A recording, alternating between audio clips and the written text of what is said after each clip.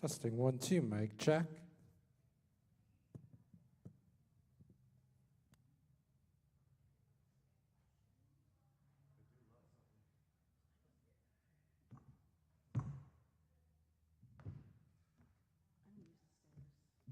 Testing 1, 2, mic check.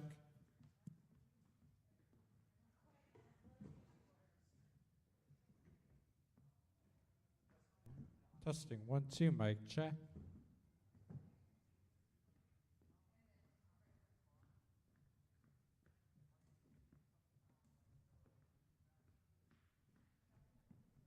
Testing 1, 2, mic check.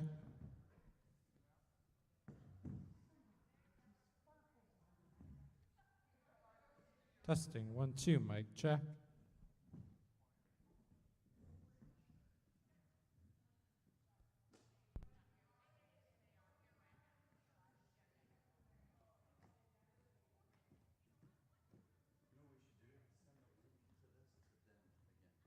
Showing it's being set up with their name on. Gives them an hour to run over.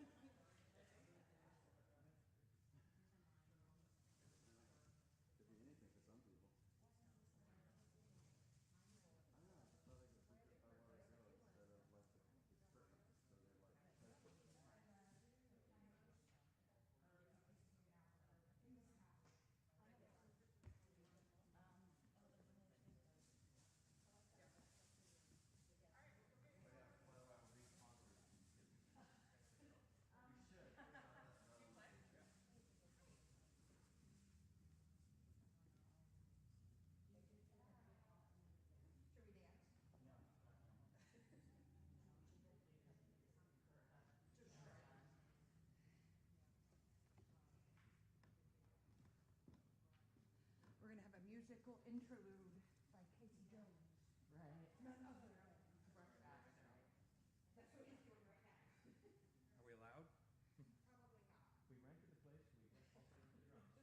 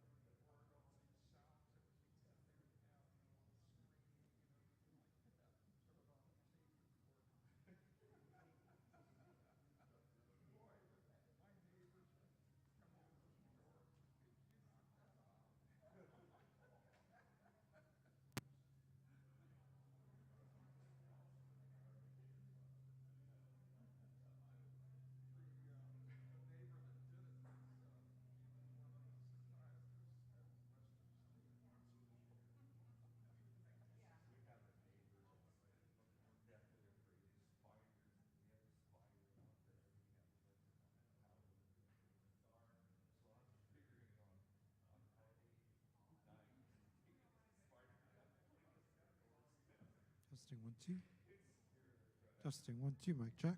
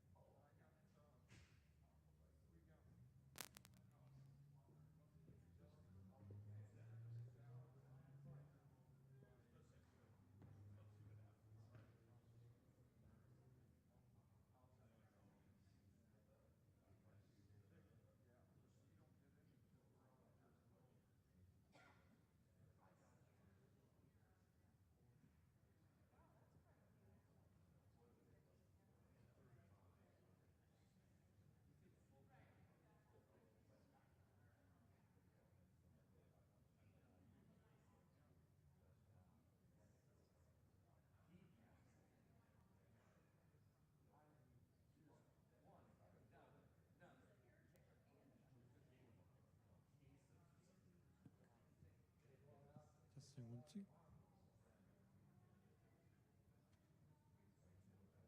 Testing 1 2. Mic check.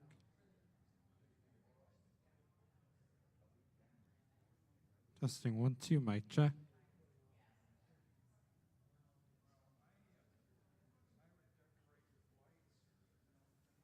Testing 1 2. Mic check. Testing 1 2. Mic check.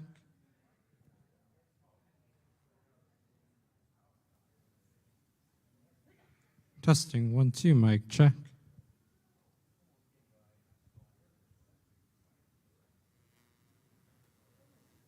Testing 1 2. Mic check.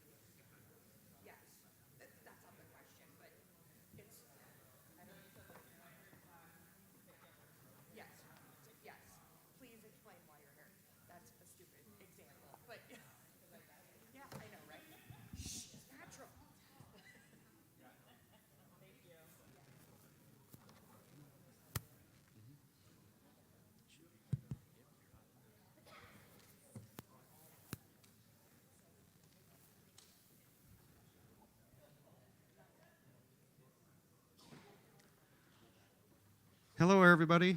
I just want to thank everybody for coming out tonight to this forum. I think the forum is really going to be beneficial to Federal Way residents, 30th District overall residents, Auburn, Algona, parts of Des Moines, Kent, Pacific. So just wanted to say this should be a really good forum where we can actually ask some questions of the actual candidates and get their answers to what your questions will be.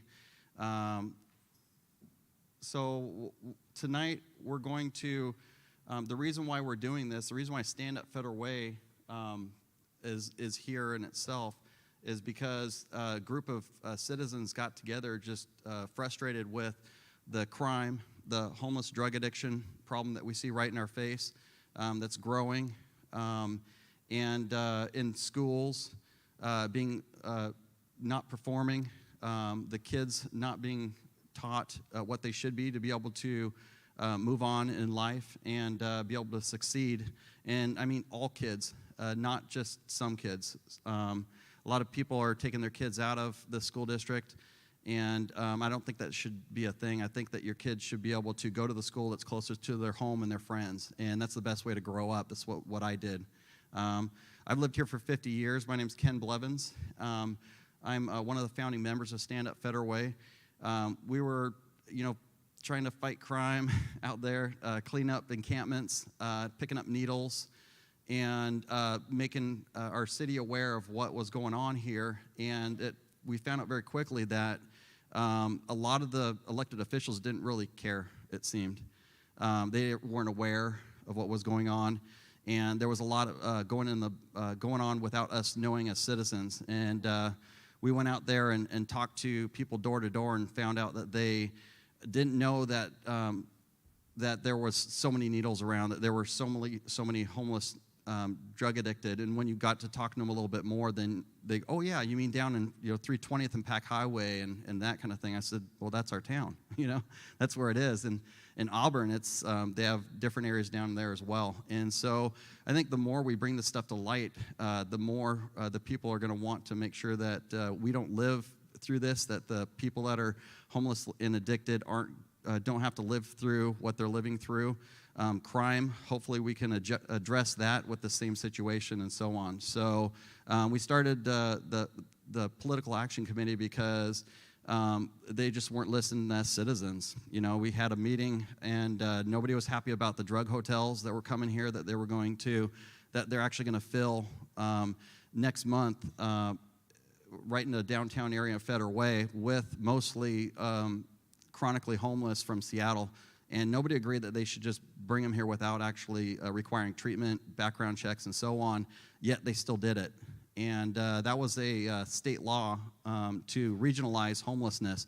And again, nobody agrees with that. We need to focus on these people and help them out, get them back into society. Don't just put a Band-Aid on it. Don't put them in a hotel, give them free needles, and hope they live through that. So that's my biggest thing. And then also the crime that goes along with that. So thanks very much for the candidates for showing up today. I really appreciate this. You're the people that you want to vote for you really appreciate it, because it's, again, an opportunity for you to show that as well.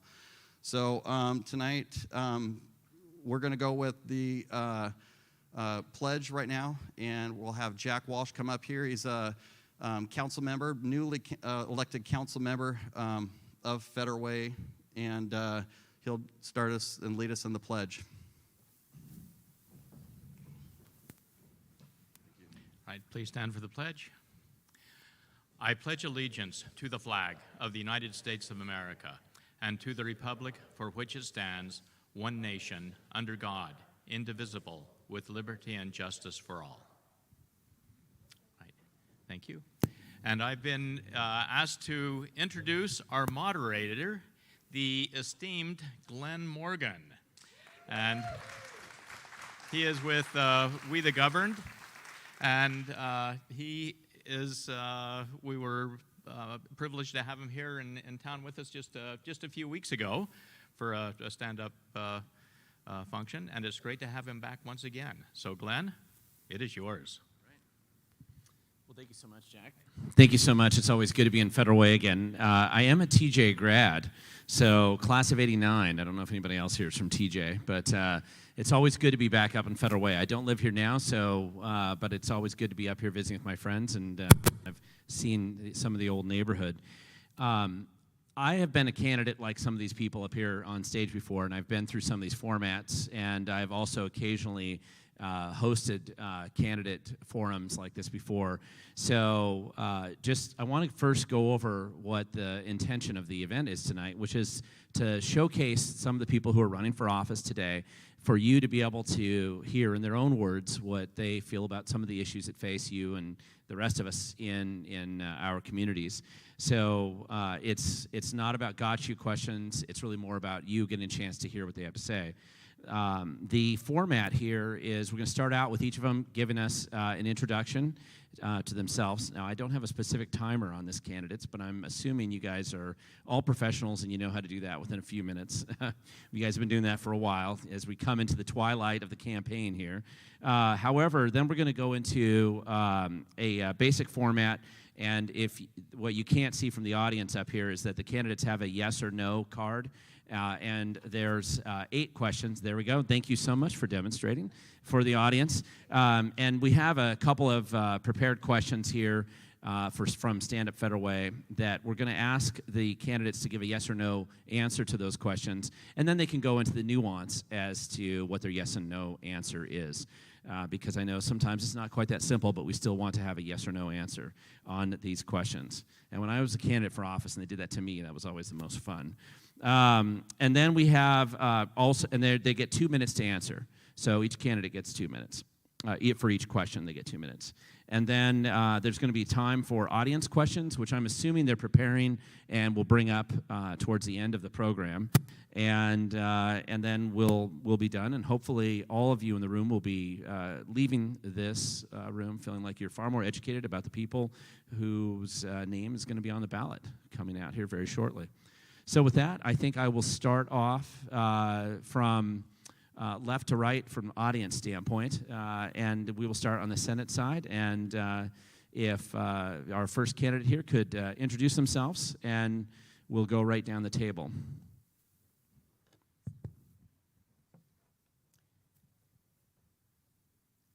When you go to vote in November, you have your one question to ask yourself: who do you trust? Who do you trust to represent you in Olympia?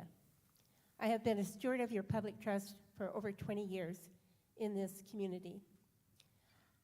I was elected your city council member. I was deputy mayor twice. I was mayor in 2010.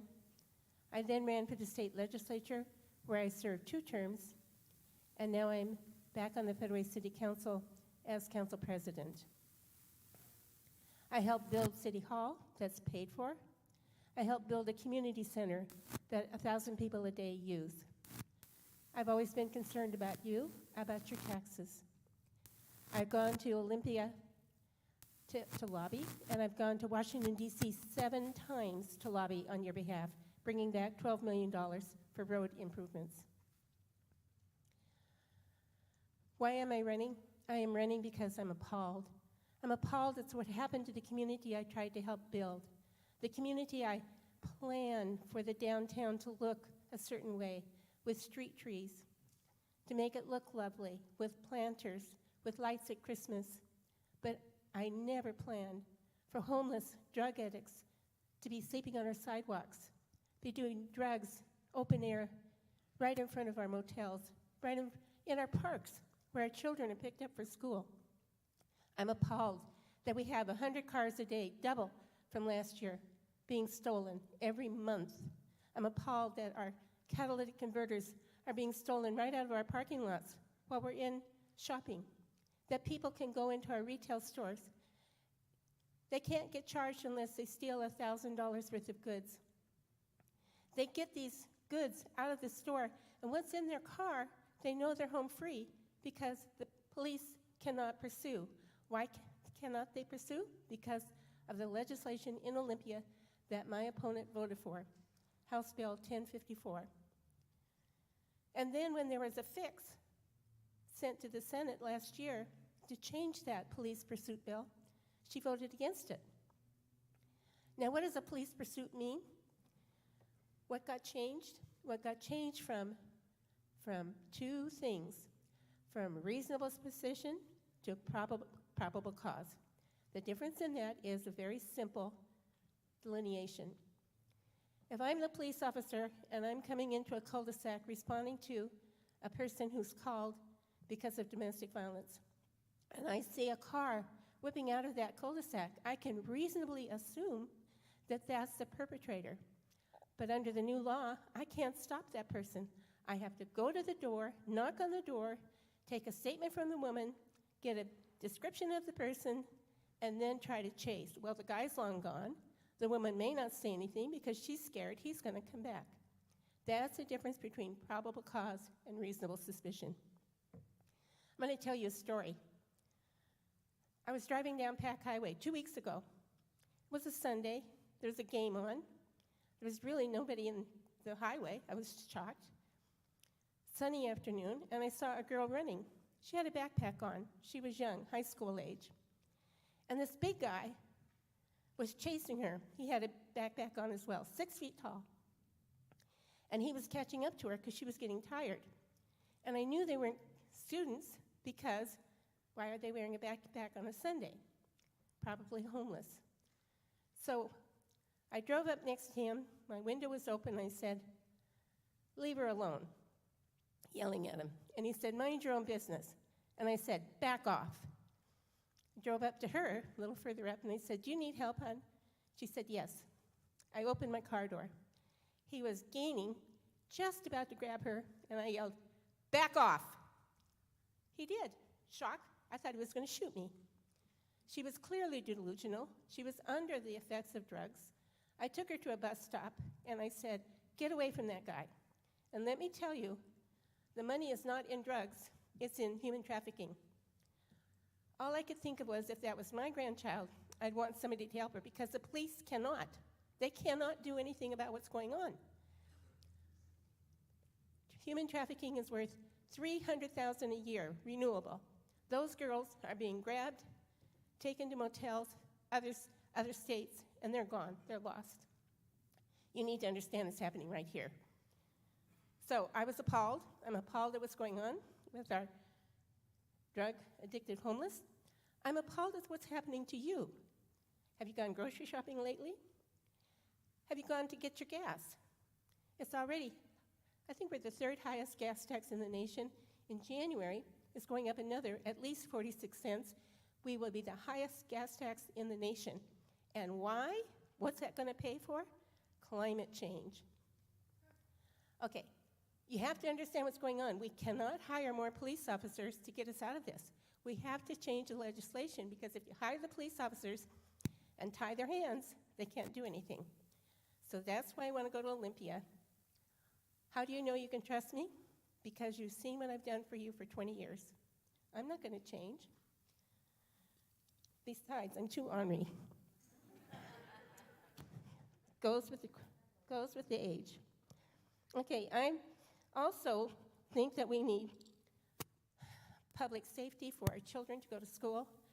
We can't get business here until we feel safe. Businesses, Boeing, let's say Boeing, because I've talked to a recruiter from Boeing. They look at many things in a community. They look at educated workforce. They look at the schools. Our schools are performing very poorly. I think we're at 30% reading level. Why are they going to come here? What is going to attract them? So those are the things we have to change, particularly with the very first thing being public safety. I have a plan. That plan is when you have a criminal and you say, well, the criminal needs to be diverted. That may be true for a first-time offender, for a young person. But when you have a repeat offender, you need to get that criminal in the court system, and then they need to go into the different areas that they should. One may be treatment. One may be criminal repeat offender needs to go to jail.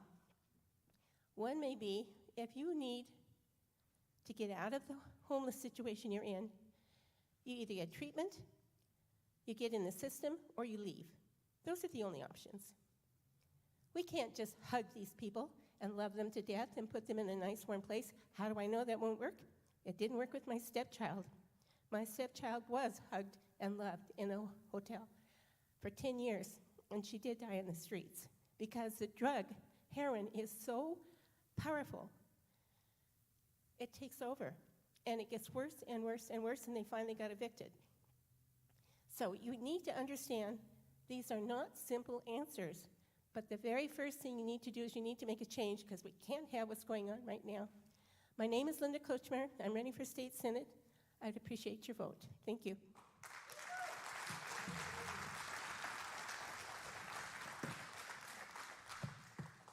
Hi, everyone. Thanks for coming out tonight. My name is Ashley Tungawai. I'm running for state representative position 2. So I am a lifelong resident of the 30th District, 29 years old, lived here for at least 25 years of my life. I went to Federal Way Public Schools, Rainier View Elementary in Sequoia in its first year, which is quite a bit of time ago. And I went to Bellarmine Prep for high school, Boston University, I got my undergrad, and then I got my JD from Seattle U in 2021. When I was in law school, I was part of the one of the founding interns for the school's domestic violence pop-up clinic. And in that clinic, I helped survivors of domestic violence apply for protection orders, and some of them got them, which is great. And it was at a time during the pandemic where people were trapped inside with their abusers, and we really needed that extra support so people could get protection orders and get to safety. Right now, in my practice, I'm a landlord-tenant attorney, so I represent landlords and protect property rights for property owners, which is something that I think is really important and I'm very passionate about. But ultimately, when it comes down to why I decided to run in this election, it's because I love running, literal running. And over the years, I went to, high school and ran cross-country and track in high school. I ran cross-country and track at Boston University. And I love running in my neighborhood, and albeit, a little bit slower than I did in college, but still, out for a jog. And I just realized over the last several years that I don't feel safe doing that. I have to think about what's going to happen if somebody tried to attack me. And it's a thought that I know a lot of you in this room and a lot of people I talk to at the doors. It's something that you guys think about when you go to the grocery store, when you're out walking your dog, when you're, thinking about your kids walking to school on their own or, taking public transportation. These are things that we really have to think about. And the public safety crisis in our community is really stopping us from doing the things that we love to do. So like for me, it's running. For other people, it could be anything else. And I just want people to feel safe doing what they love again.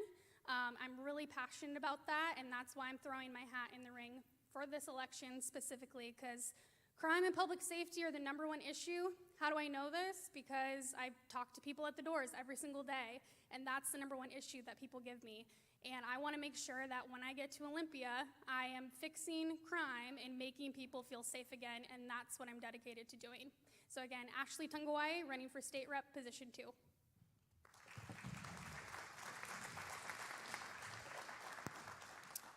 Well, good evening, everyone. I want to start by thanking our host and our moderator this evening for hosting this important dialogue in community. For those of you that I've not met, my name is Christine Reeves, and I'm running to be your next state representative. I want to share a little bit about who I am, for those of you that I've not met, so that you understand where my values are rooted and why the work that we need to do in Olympia really matters. So for many of you, you know that I grew up actually the daughter of a single mom. I grew up in eastern Washington in a small rural farming community. If you've heard of it, it's Moses Lake. I like to joke, it's the Starbucks stop to destinations greater. But I grew up in a small rural farming community. And I grew up at a time when resources in communities like that were scarce. But my mom, because she struggled with substance abuse issues, I ended up in and out of foster care for about the first 10 years of my life. When my mom relapsed into her substance abuse, I ended up homeless. And I literally slept outside. And I'll tell you that there was one common denominator in the difference between me falling through the cracks and me standing here today. And it was members of my community standing up and wrapping their arms around me to take care of me. It was my public school educators who made sure that I finished high school, that I went on to go to college and become the first in my family to graduate. It was my church members who made sure that I had food on the table and a roof over my head when I couldn't pay my bills, even though I had a full-time job. And it was folks checking in on me day in and day out to make sure that I had the hand up that I needed to succeed. And I'll tell you, that's why my values are rooted in the belief that when our communities are strong, our kids can be stronger. When our communities are strong, our economy can be stronger. And when our community is strong, we all do better.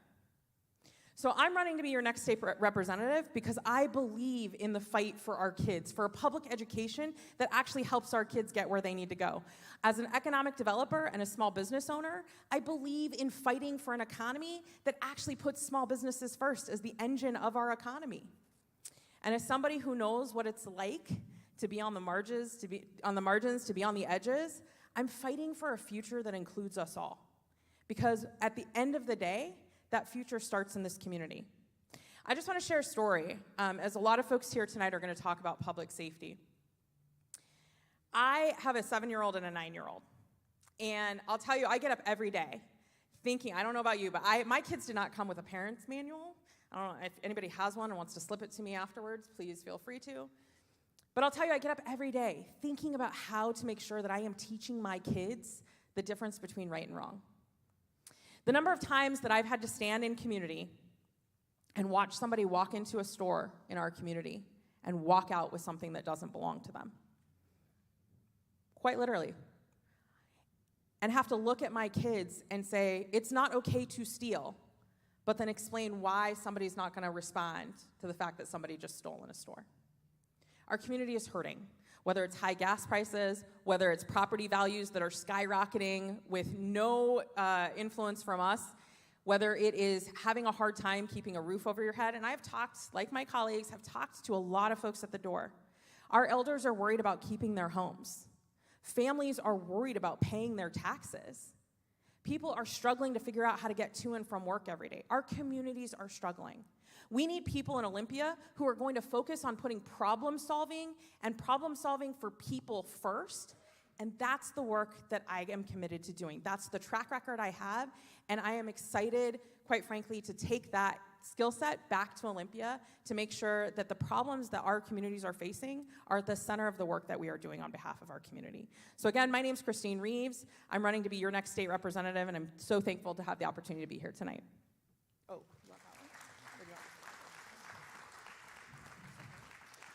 Thanks for coming out tonight, taking time. My name is Casey Jones. I'm running for the House of Representatives, position 1. So I'm running, well, because I wanted to take a stance against the anti-police legislation that we've had over the last 2 sessions. It's been legislation that has hurt our communities. It's legislation that enacted laws that prevented officers from catching criminals, enacted laws that prohibited pursuits. And as a 28-year police officer, I'm currently a police commander, it's been pretty frustrating.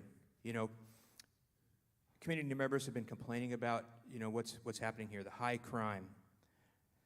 Because those laws increase the amount of theft, violent crime, vandalism, phone calls during meetings.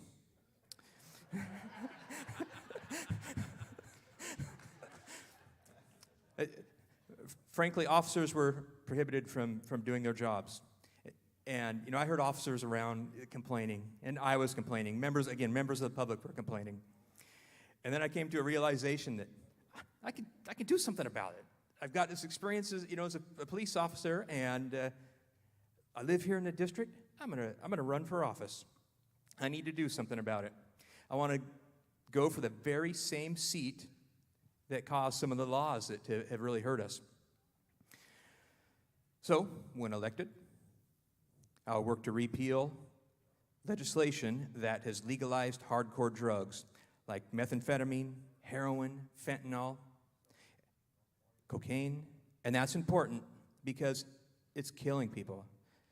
There's been at least 730 fatal overdoses in King County alone this year. That's just this year. It's never been that high before. It's all about fentanyl nowadays. I'll work to repeal the 46-cent gas tax that's coming in January. That's on top of a $15 billion budget surplus from 2021. I'll work to repeal the blanket ban on pursuits. I'm not saying that pursuits are appropriate for every situation, but I can tell you that a blanket ban across the state is not what we need. Because public safety is the bedrock. If people don't feel safe, they're not going to be coming to our businesses. They're not going to send their kids to school here. They're not going to want to go to the parks. They're not going to want to get jobs here. So again, that's the bedrock. And again, I'm going to fix this by bringing some balanced legislation.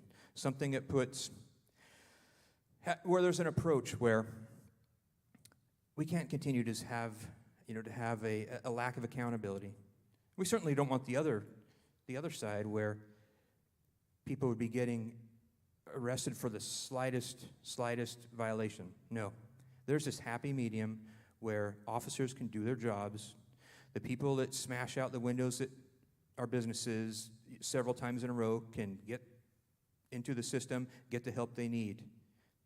People who are addicted to opioids can get in front of a judge and have some choices to make, because they're not going to self-treat. They have to be ushered into it for the best results. And they have to want to reach where they can be to be what they can. Again, there's a balance point out there. I need your help to get it there. Thank you.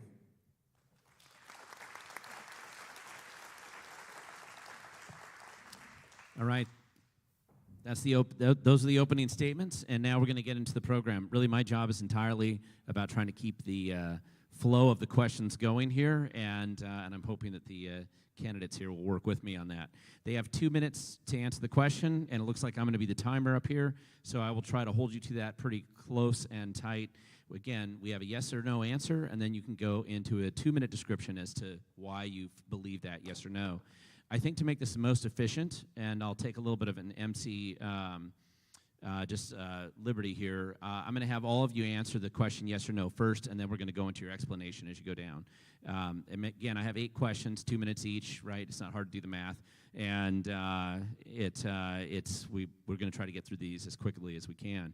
So I will read the first question, and I'm happy to reread it if you need me to before when it gets to you, when you want to go into the explanation. But as a yes or no answer, House Bill 1054, which is the police pursuit bill, which was referenced by a few of you earlier, and House Bill 1310, which is use of force, do you agree with the changes that these 2 bills created, yes or no? And then here's how you'll answer this. If you're elected and are representing the people of the 30th Leg District, what would you do to change these laws or not change them? So as a yes or no, if I could ask all of the candidates to say yes or no, do you agree with the changes that these 2 bills created, yes or no? All right, and then I think I'm going to, just for a change of pace, Mr. Jones, we're going to start with you. Why don't you explain in 2 minutes or less, and less is okay, if you're elected and are representing the people of 30th Leg District, what would you do to change these laws? You can't do probable cause, reasonable suspicion in 2 minutes, I guarantee. I think there's semester-long classes in law school where people go over that. Yeah, those laws should have never happened. The pursuit law, it's a blanket pursuit law that requires probable cause, and that is a high standard to meet in an emergency situation when somebody calls 911. It requires the officers to go up, find the victim, and get full-on descriptions and everything of, and do you want to press charges kind of thing before they could chase a subject. And again, I'm not saying that a pursuit is appropriate for every situation because pursuits are dangerous.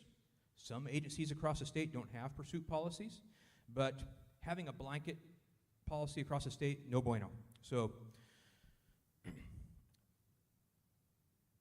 again, pursuits are not necessarily appropriate when there's traffic. There's a school up ahead where we shouldn't be chasing for that kind of thing. But again, it doesn't make a difference because they're prohibited, even for violent crimes, robberies, shootings. So yes, that still needs some work. That simply needs to be brought back down to a reasonable suspicion standard, very simply. So for the use of force law, it was tweaked a little bit to make it better, but you should know that that also had a probable cause standard at one point. So that meant, like, an example would be if a firefighter was working on someone and the police are there, and we can see the person's agitated or swinging their arms or something like that, kicking, we were not allowed to hold on to the person's arms while the fire department worked on them. We had to wait for that person to punch a firefighter in the face, and then we could hold on to him. So it was insane. So that's been remedied a little bit, but there's still some other issues with the language regarding imminent and an imminent threat and an immediate threat. I'll work to fix that. Thank you. All right. Thank you so much. Thank you for being right on time. And we do have these timers up here. And so I'm just going to clarify with them. And you can't see this from the audience, but there are timers up here. So I have 2 minutes down here, but they need to reset them for 2 minutes. And whoever's running that, if you can start it right at 2 minutes, and then, is that good? Okay, we'll be fine. So would you like me to repeat the question again? Or do you got it? I think I got it. All right. Thank you so much. So I answered the question no, which might surprise some of you, given that I'm a Democrat running to replace Jesse Johnson. So let me share a little bit about why I said no. I am of the philosophy that our job as elected officials is to make sure that we are representing the most number of people in our community. When I got elected in 2016, I won my primary by just 68 votes. 68 votes. I won my general election by just less than 1%. And the day I won my election, I got up knowing that 48% of the people in this community did not vote for me, and it was still my job to make sure that I had an open door and an open mind and a willingness to have conversation, even when I didn't agree. The reason that I don't agree with the law isn't because I don't think that we need police reform. Look, there are all kinds of professions where bad apples get through and they do bad things, and we need to hold them accountable. But I think what this law did was try to hold all things accountable without making sure that we were doing the work of having an open door and an open mind and a willingness to find balance. I tell people I've spent 15 years working on military families and veterans issues. My brother is just wrapping up his 20th year of service in the military. And the one thing we always say is you don't turn an aircraft carrier on a dime. So you don't go from trying to accomplish police accountability to all of these other things without making sure that you're stakeholdering, that you're talking to people in community, because I think intent is one thing, and they definitely had good intent. But we didn't do the work to understand the impact, and we definitely didn't do the work to understand how it would be actually implemented on the ground. And so at the end of the day, I think we need elected officials in Olympia who have an open door, an open mind, and a willingness to have tough conversations about the problem solving that we need to do in our communities, and that's my commitment to all of you.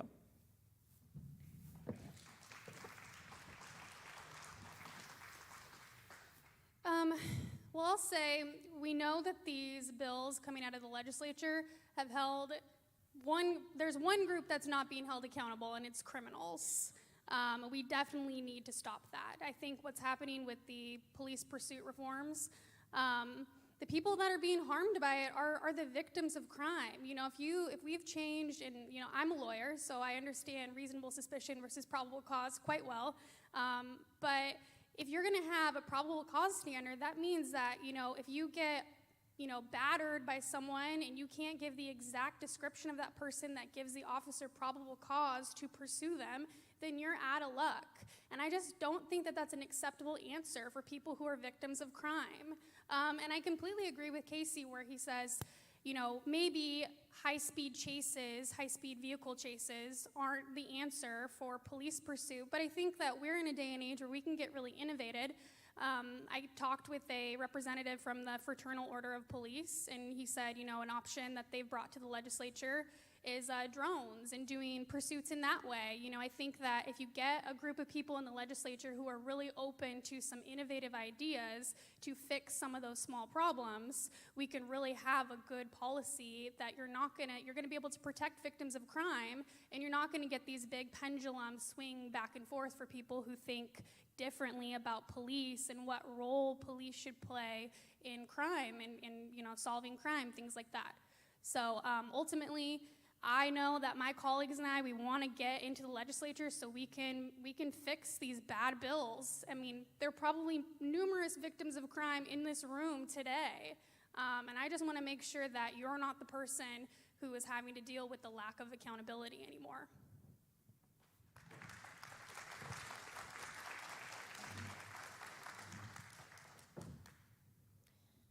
So, what we're talking about are two bills, House Bill 1054 and House Bill 1310. I have no idea why these folks in Olympia decided to coddle the criminal instead of protecting you, the citizen. 1054 is the bill about police pursuit. Let me give you another example. This is true. Some of you have already heard that I've told you this story. Woman in Auburn was carjacked, gun to the head, took her Lexus. She called the police and said, gave the description of the car, license plate number, description of the individual. The next day, Washington State Patrol saw that Lexus on Highway 18. He swooped down, because he saw the license plate, to look in the window to see who was driving the car, because under probable cause, it had to fit the description of the person who carjacked it. Couldn't tell, had a hoodie on. He had to break off the pursuit. That's the difference between probable cause and reasonable suspicion. On 1310, we haven't talked about that a lot. I asked Casey today, Casey Jones, SWAT commander, what's the difference between chokehold, neck restraint? That's what's dealing with 1310. Chokehold is across the neck. You could break the windpipe. We don't do that here, not in our district. Neck restraint is a good, not bad, because it gets a V, protects the windpipe, and puts the person so that the blood isn't going to the brain and gets them to be compliant. So you can get the handcuffs on them. That's 1054. How are we going to arrest these people if we don't get control? So I've been endorsed by the WACOPS, Washington Council of Police and Sheriffs, and our very own Police Officers Guild. You need to know that because those are two very, very big agencies that we're very careful about who they endorsed. Thank you. Thank you all for being actually right on time. So that timer up there is going to help us. And moving on to question number 2, we're dealing with homelessness with this question. No surprise, is a topic tonight. The yes or no question is, and I'll read both here before you answer it, but the yes or no question is, do you believe the money currently spent on homelessness is being spent properly, yes or no? And then the follow-up, going into more detail here, the Washington just approved $800 million to address homelessness. What solutions do you propose would help solve the homeless crisis? So back to the yes or no question, I'd like to ask all the candidates to answer at one time. Do you believe the money currently spent on homelessness is being spent properly, yes or no? All right, and I think, Linda, we'll start with you, and we'll just go right back down. Again, the question for more clarification is, Washington just approved $800 million to address homelessness. What solutions do you propose that would help solve the homeless crisis? Have you heard of the homeless industrial complex? Huge, huge bucks going to people taking care of the homeless in our area, our whole state. And what do we have to show for it? When you say you can use legal hard drugs and then expect that this person is going to get treatment on their own because we're going to provide a warm place for them to stay. This is all like an oxymoron. Oh, come on, we'll give you a place to stay. You don't have to pay for it. And by the way, you get to do drugs right in your own home because they're now legal. What are we thinking of? So in order to make somebody a productive member of our society, you have to provide treatment. You have to provide accountability. I can't tell you How many drug addicts I've heard say, I would never have gotten help if I hadn't been forced to. Through the court, through accountability, through being in a home where they have peers to support them. And sometimes it takes years.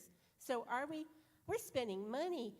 Have you seen any changes? Have you seen this getting better? No. And now we're spending more money. So you have to get involved. You have to tell people what you think. And you have to demand accountability. You have to go through the court system. If you have a criminal, you get them in, and you put them in the roads that they need to go, whether it's treatment, whether it's more jail time, whether it's somebody who can hug them and get them into a warm place to stay because they're first-time offender. We need to understand how the system works, and we need to stop all of these people who are making big bucks. Some of these CEOs are making $250,000 a year running a homeless agency. You need to understand that. Thank you.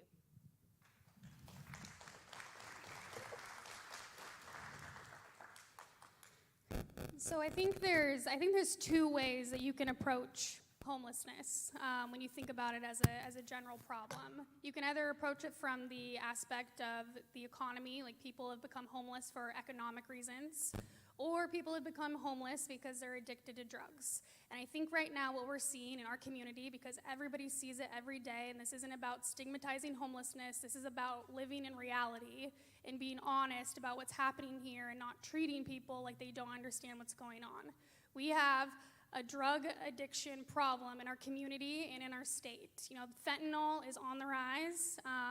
We've had bills in the legislature to introduce maybe the probability of, rather than fixing the Blake decision, introducing the possibility of having, legal personal consumption of hard drugs, which are going to be heroin and meth and fentanyl, and we just can't have that. So in order to properly address the homeless issue that we have in our community, we need to start talking about addiction and treatment and what we can do to offer more resources to people who are addicted to drugs.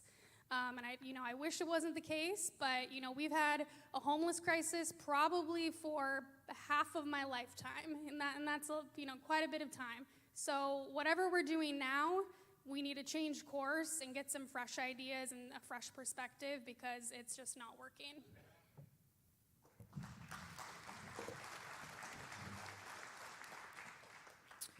So I said no, that I don't think that the money that we are currently allocating to homeless solutions is working. And let me talk about it for a couple reasons. One, having served in the legislature, I have brought money home to address housing insecurity in our community, and our mayor sent it to Seattle.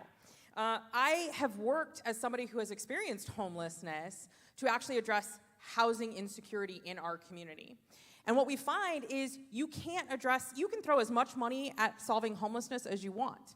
But the problem that we have at the state level is everybody is telling local communities what solving homelessness has to look like, instead of working with local communities to understand what local communities would like that solution to look like. Second problem we have a state legislature that thinks that the only way to solve homelessness is to do it through nonprofit housing development. Well, I'm here to tell you as an economic developer, the minute that you cut for-profit businesses out of economic development, you are not going to be able to meet supply in the market. So one of the other things I think that we need to do, and this is where my Democratic colleagues and I disagree, is that we need to bring for-profit housing developers back into the housing market to make sure that we are actually building enough homes fast enough to meet the needs in our community. And again, it's not saying it has to be one kind of housing, because what I know here in Federal Way, having knocked on 18,000 of your doors, is folks don't necessarily want to see low-income housing developments. They want to see condos. They want to see single-family housing. They want to see accessory dwelling units for their mother-in-laws. There's a variety of different housing solutions that can come to the market if we would, quite frankly, give community resources, support community in giving them their taxpayer dollars back, and making sure that they are able to design the housing support systems that they need. The last thing I'll say, again, as somebody who grew up with a mother who was addicted to drugs, it took her kids being taken away from her and put in foster care for her to have a desire to solve her problem. So I don't disagree with my colleagues that substance abuse is a very powerful, quite frankly, a very powerful diversion from how we accomplish things in the world. But it is not the only problem we are facing here. We have over 500 kids in our school district who are experiencing homelessness. We have people couch surfing right now. So when we talk about homelessness, we need to talk about it in the full spectrum of its problem.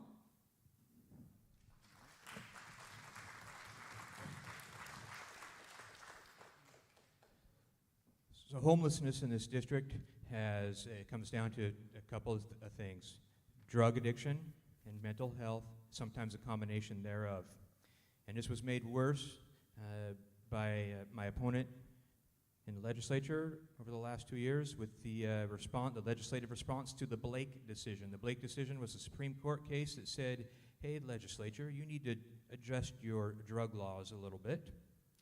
And instead of just adjusting them, it was a full-on reworking of it where it has created a de facto legalization of hardcore drugs like methamphetamine, heroin, fentanyl, cocaine, to the tune of it's killing people. And you guys have been up and down the street here, Pacific Highway and Auburn Way South and all the other places in the district, and you're seeing the impact it's having, and people are dying. Those are the ones you see bent over in the street with their foils, their lighters, and they're just doing it out in the open. And again, it's killing them. So again, that's a main factor in the homelessness. We see it all the time. So how to fix it? That's going to be an uphill battle. And one of the ways to do it is we need to get the judicial system involved.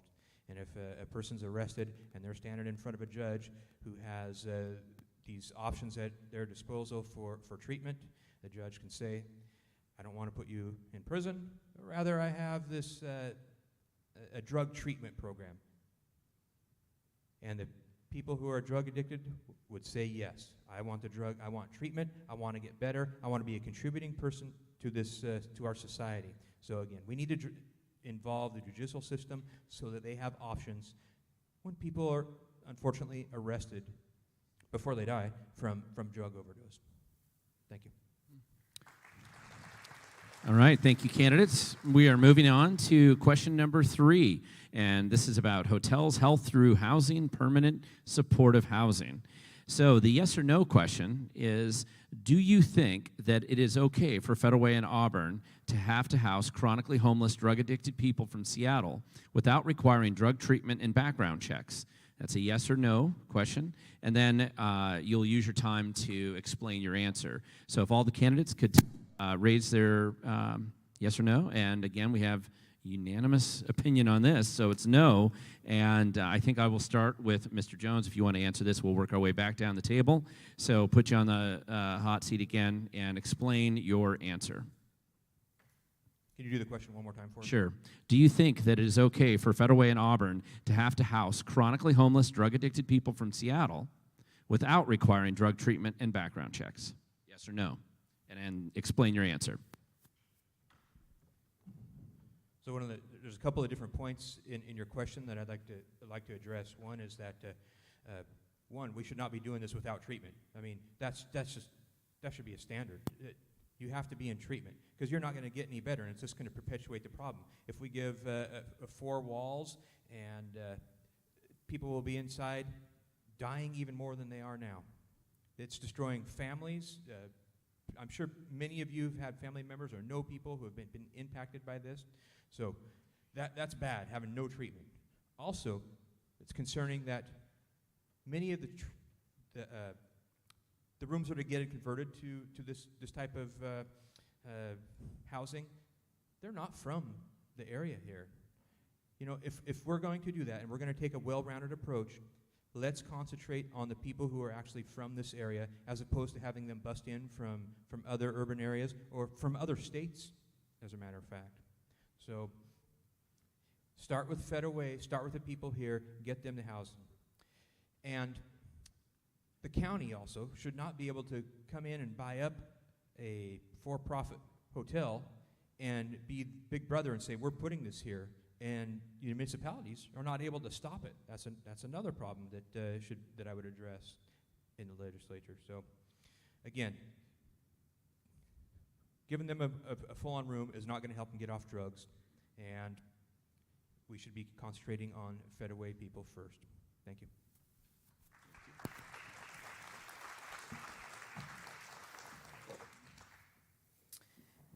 As I shared a little bit earlier, I fundamentally believe in the power of our democracy. And there is a reason that we elect leaders at all levels of government.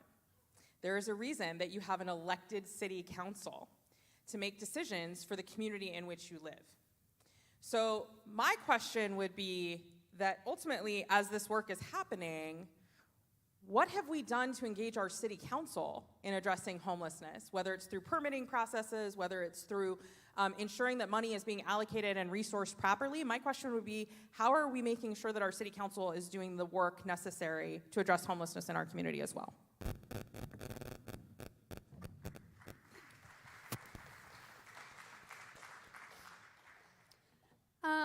You know, how many, I would say, probably a lot of people in this room when you were kids, you know, you heard your parents say to you, I know I did, you know, I'm hard on you because I love you. I'm hard on you because I care about you.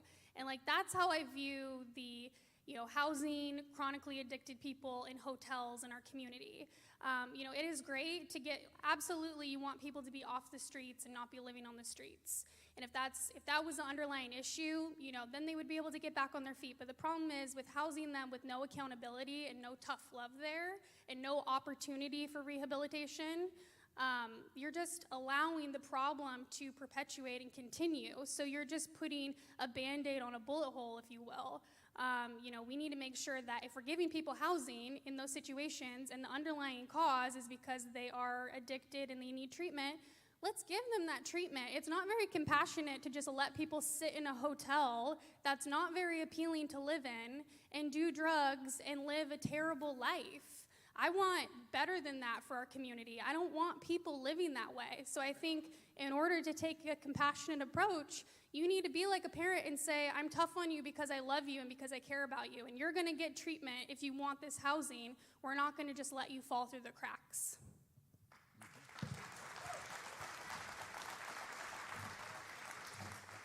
Well, as you know, I'm council president for Federal Way. Besides Councilmember Jack Walsh, raise your hand, Jack. We also have Deputy Mayor Honda here. Raise your hand, Susan. And we have Councilmember Jack Dovey here. Raise your hand, Jack.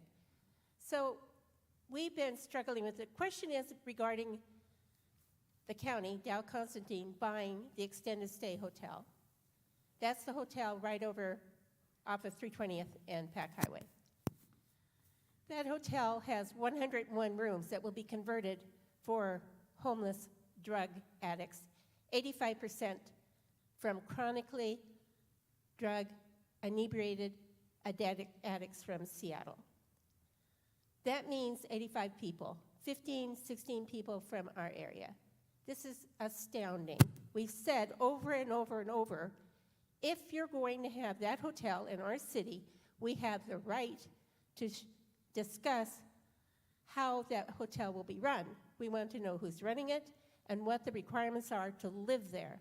And they've said over and over, they can do legal drugs in the hotel room, which means they can order their drug to be brought to the hotel, and either if they have a requirement that it's not done in the hallway, they could go right outside. You'll see them right out on the street because they don't walk, they don't go anywhere. They get the drug, they do it right there. You'll see them drop to their knees, put their head down toward the ground. Maybe it's because the blood rushes through the head.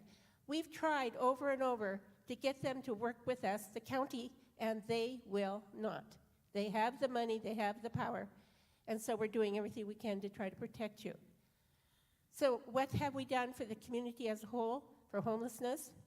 The first thing we need to do is get a hold of the addiction problem and get those folks out of our green spaces who are being brought here from other cities. Thank you.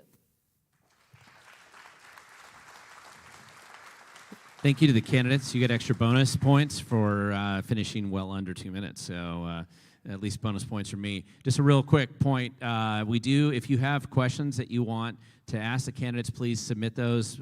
We've got a number of other questions to answer them, but just in case you have some, make sure you give them down here. Just a quick reminder on that. All right, moving on to the next question, which is these each seem to move right into each other. This one's about drug addiction. And the first yes or no question is, we have a drug addiction problem in our state. Do you agree with how it is being addressed? Yes or no?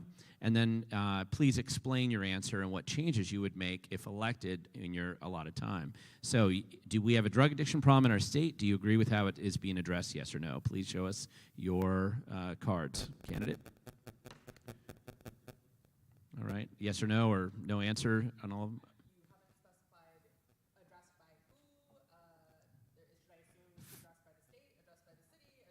Fair enough. We'll have you address that in your 2 minutes there. So with that, I think, again, just following the same pattern I've used here so far, Linda, we'll start with you, and 2 minutes, and everybody explain their answer. Thank you. Well, the very first thing, and I've already alluded to that, you need to take away legalizing hard drugs.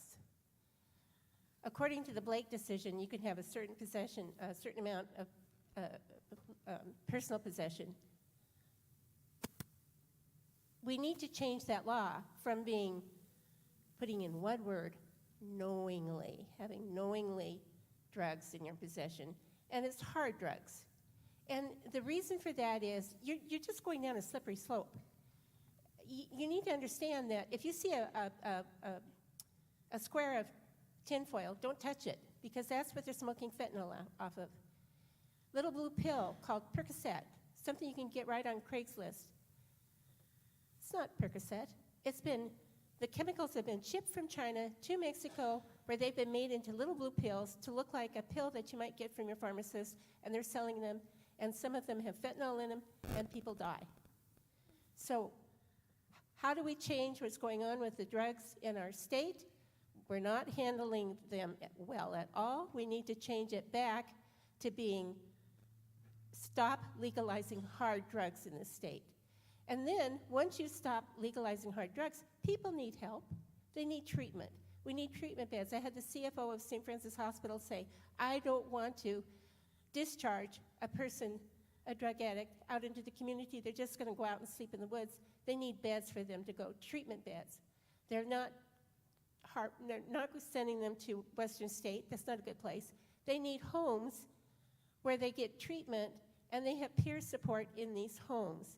And so we need more treatment beds. We need to change this state to treating the addict, getting them help, and then helping them back to becoming productive members of our society. Thank you.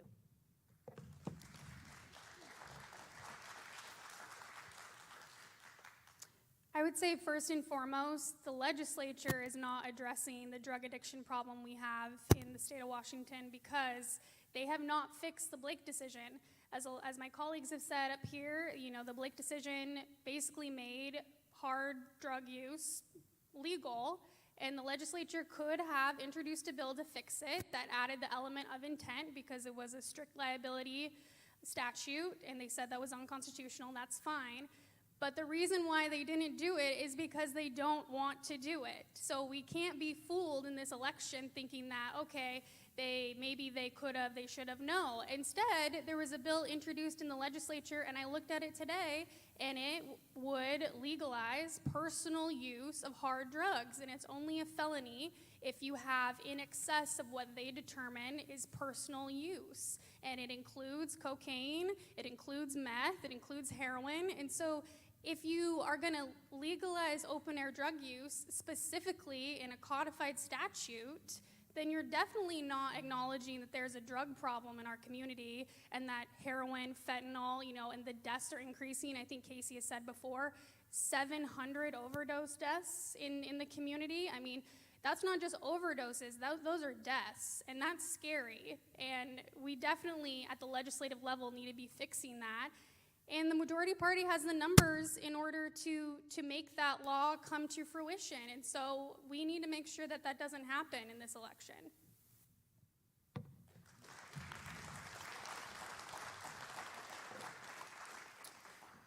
So I'm going to start with, I didn't answer yes or no to the question because I don't think the question is specific enough. And I think this is the game that we play in politics where we try to kind of do everybody should know what the question means. But words matter. It's important to understand what question I'm actually answering. Let me be clear. Do I think that drug addiction is being solved? No, I don't. But let me tell you a story. As the daughter of somebody who literally grew up with a drug addict, I remember sitting on my front porch of a tiny little 2-bedroom apartment watching my mother overdose on our couch. And I remember having to call the police. I must have been maybe 6, maybe 7 years old, having to call the police and say, I don't know what's wrong with her, but I know something's wrong. At the end of the day, I'm committed to resolving drug addiction, not because I think that the best solution is trying to force drug addicts to figure out their stuff, but because I don't want any little girl who grew up like I did having to watch their parent overdose on a couch. I don't want to have to tell little kids that they can't stay with their parents and that they have to live in foster care because their parent is overdosing on a couch. I don't want to have to tell my kids every time I drive down Pack Highway why somebody is experiencing drug addiction on the street corner. It means something to me when I say that drug addiction is a problem that we need to solve, but it is not simple as black and white that drug addicts are bad and that non-drug addicts are good. The work that we have to do is provide the infrastructure and the resources necessary to address drug addiction, to get people into treatment, and that's really the problem that we need to solve. Because there's not enough beds. We're using ERs as treatment facilities right now. There's not enough infrastructure. So let's talk about investing in infrastructure in our communities so that we can actually get people the help that they deserve.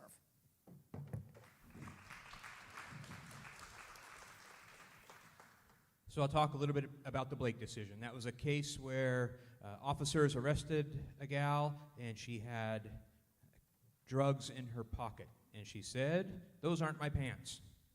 So that case eventually went up to the Supreme Court, the Washington State Supreme Court, and they said, yeah, you're right. Officers should have to prove that those were your pants. And we could do that.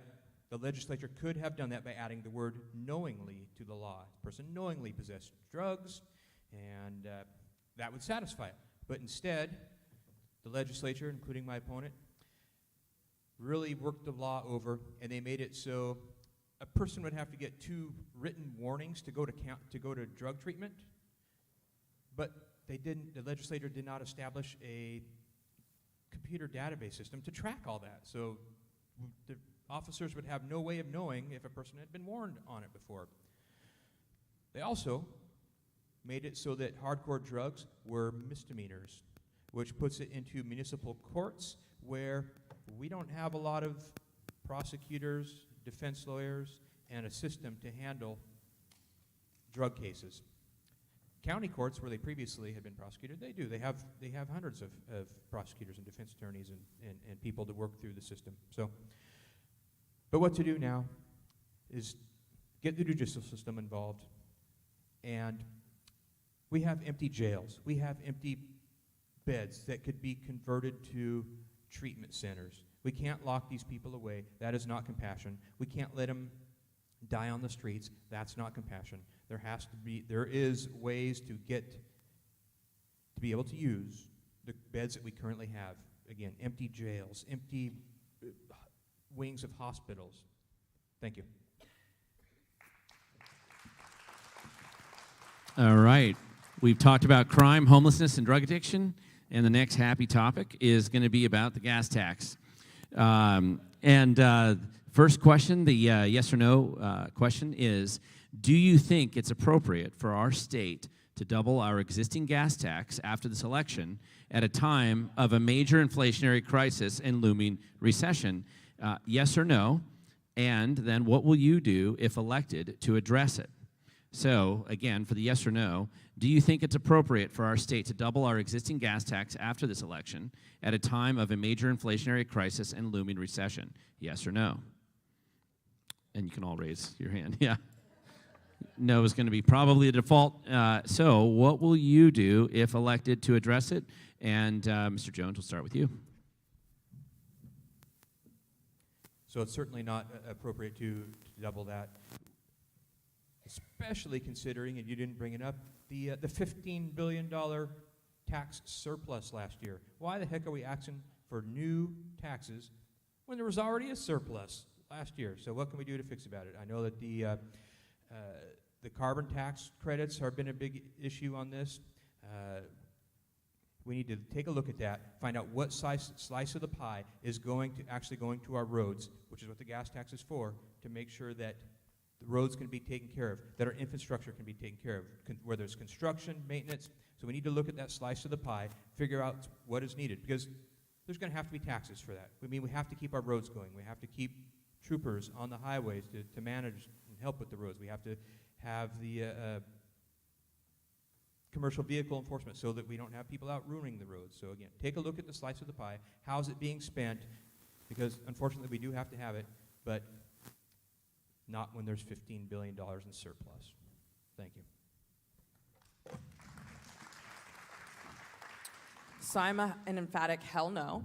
And I say that because I think the problem, I agree. Let's start with the fundamental agreement that I have with my party that climate change is real and it needs to be addressed. Anybody who's been outside in the last week knows that forest fires in and of itself are causing really bad air quality and that South King County is disproportionately impacted by that. But let's start with how they chose to solve that problem. As a party that professes that we care about low-income, poor folks, our solution to solving that problem, knowing that we have the most regressive tax system in the country, was to leverage another regressive tax.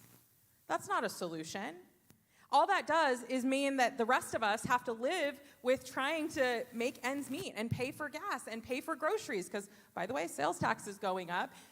The reality is we need to do the work, the really hard work of overturning a regressive tax system, making sure that folks like Jeff Bezos, who benefit to the tune of billions of dollars in this state from folks' good work here in Washington, that they are paying their fair share. It was probably the most frustrating thing to sit and watch in the legislature, to know that Jeff Bezos' tax bill was somewhere in the range of just $10 million, and he somehow found tax loopholes to get out of paying his fair share.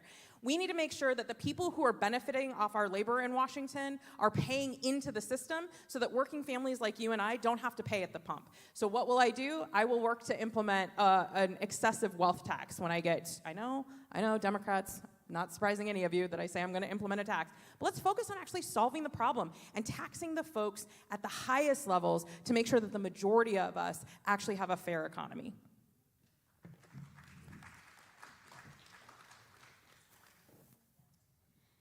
Yeah, to reiterate what Casey said, when you have a $15 billion surplus, I mean, imagine having your family budget and you have $15 billion. I mean, that's a lot of money.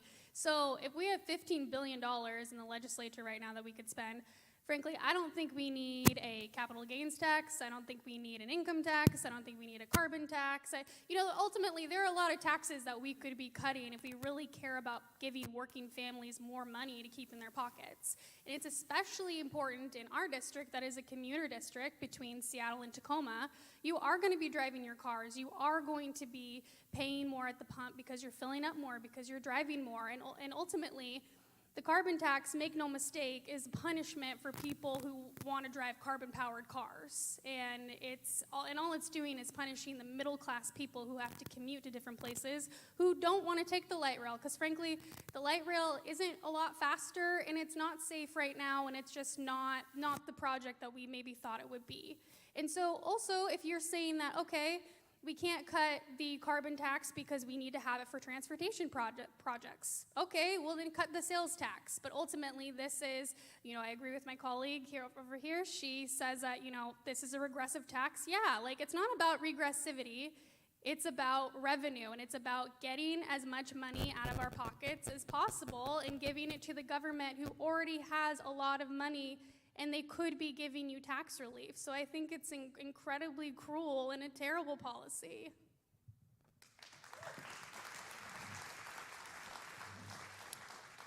So I'm going to explain some more things to you. Do you know that when a truck comes through our state, a big, huge diesel truck, they can go from one end of the state to the other without ever getting any gas. So that gas tax is going to be implemented against our own trucking industry, not against those who are going internationally from our border to Canada.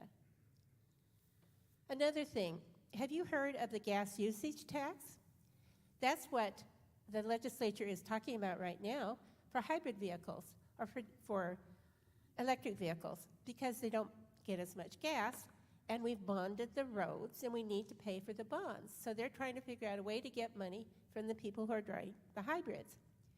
The gas usage tax, I'll tell you a funny about that one. There's different ways to pay for it. You can pay for it up front by determining how many miles you drive for the year, or you could have a little, it's like a little UPS or GPS in your vehicle to say how many miles you've driven. Now, there are a lot of fellas who don't want their wives to know where they've driven, so that's not real popular.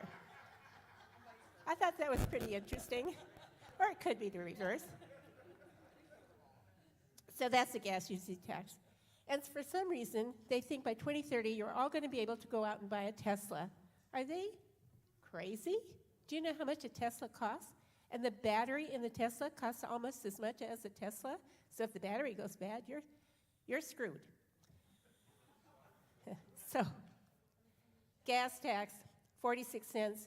You know what they're going to do? They're going to charge the refineries. And then they think the refineries are going to pay for this. No, they're going to pass it on. You're all going to get paid. You're paying all this in the end. You know, there are people who are taking a second job just so they can afford groceries. And there are people who are deciding whether they should walk to the store so they can buy an extra loaf of bread.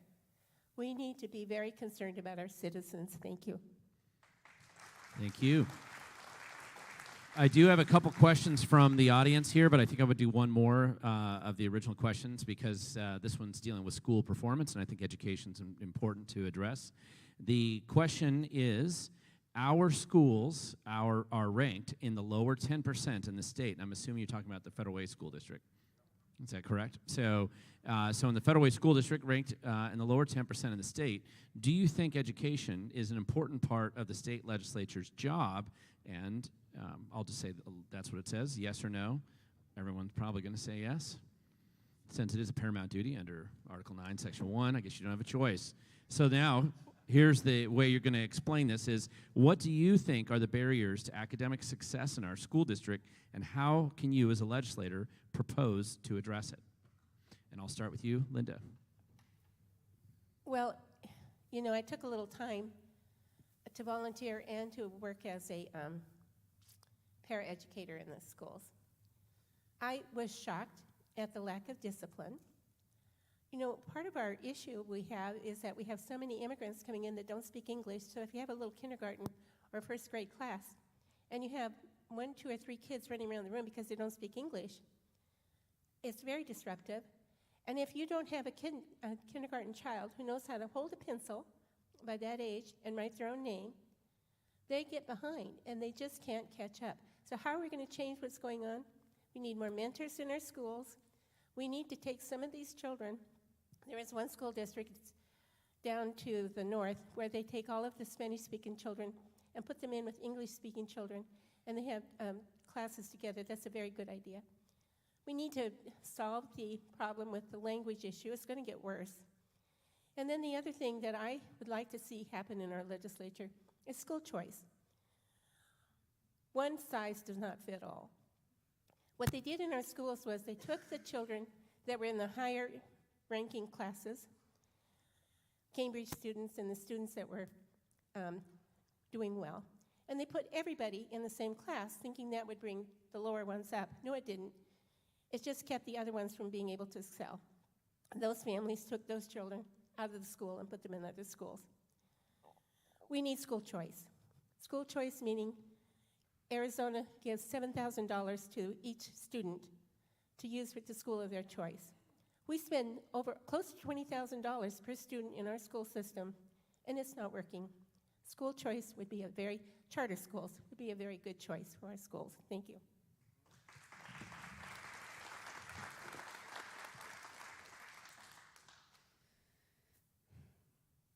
The legislature, has a huge hand in the education system that we have in Washington State. We currently in the budget, $14.5 billion is allocated to education. A large portion of our budget is allocated towards education. And you would think that having that much funding, you would be able to have the best education possible, but we have kids in our schools, 80% failing math and 70% failing reading and English. And that's just not acceptable for how much money is getting put into our education system. So it's not a money or a funding problem necessarily, like there's not enough. I think we need to think about how we allocate it. I know that the Office of the Superintendent of Public Instruction it sets the curriculum for the schools, but I think ultimately the best thing we can do for our kids is make sure that we are focusing on math and reading and we are getting them to where they need to be. And however that looks for the particular schools, I just think that that really needs to be the core focus. And if we want to add in other subjects, then that's great, but we need to make sure that our kids are getting that foundation, because if they don't have that, then they're always going to be behind. And I know this personally because I went to Rainier View and Sequoia, and when I got to high school, I took 8th grade algebra and thought I was doing great, and then I took the entrance exam for Bellarmine and scored a 40% in the math exam. And it was really a devastating setback, and I had to work and work and work to be able to get to a level. And I was lucky that my parents were able to make sacrifices and to send me to a private school. I know that that's not something that every student has, so they should be able to have a good education at the public school in their community and not have to feel like they're always going to be behind at the next level. So I think that as long as we make sure we're giving our kids a good foundation in the core subjects, we will move a long ways in the rankings for our education.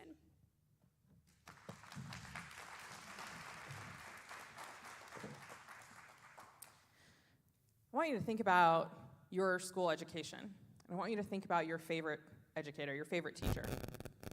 Whether they helped you get through a science class that was really tough or a math class that was pretty hard. I am not a math person myself, although I'm taking statistics right now, it's tough. But I could bet every single person in this room can name one teacher that had an impact on their life in a positive way. You asked me whether or not I think that school performance is well. I'm not an educator. I'm not the subject matter expert who's going to tell you whether or not school performance is going well, but what I will tell you is that I know that 45% of our kids are not showing up to school kindergarten ready. I know that much like we were doing in the law enforcement community, we are asking our educators to be everything to our students. Counselors, nurses, doctors, therapists. We are asking them to monitor school recess. We are asking them to make sure that they have food when they get there and food in the middle of the day, because that may be the only meal that kid is getting. I'd like to believe that school choice is an option, but not all communities have school choice. Their option is the public school. And for me, as somebody who believes that public school educators saved my life, I absolutely believe that the work we need to be doing is investing in our teachers. Because quite frankly, we don't have a public school system if we don't have teachers. And right now, teachers are driving themselves out of the classroom because they've had 2 years of a pandemic, they've been asked to be everything to everybody, and then some. And we are not giving them the resources necessary to succeed. We are still asking them to buy school supplies at the beginning of the year, and now we're asking them to do it for all of their kids. We need to invest in our educators. Because when we invest in our educators, those educators invest in our kids, and when our kids are invested in, they feel loved, and they feel cared for, and they feel valued, they are better qualified to contribute to our community overall, and that's what I believe the biggest barrier to access is that we're not investing enough in our educators.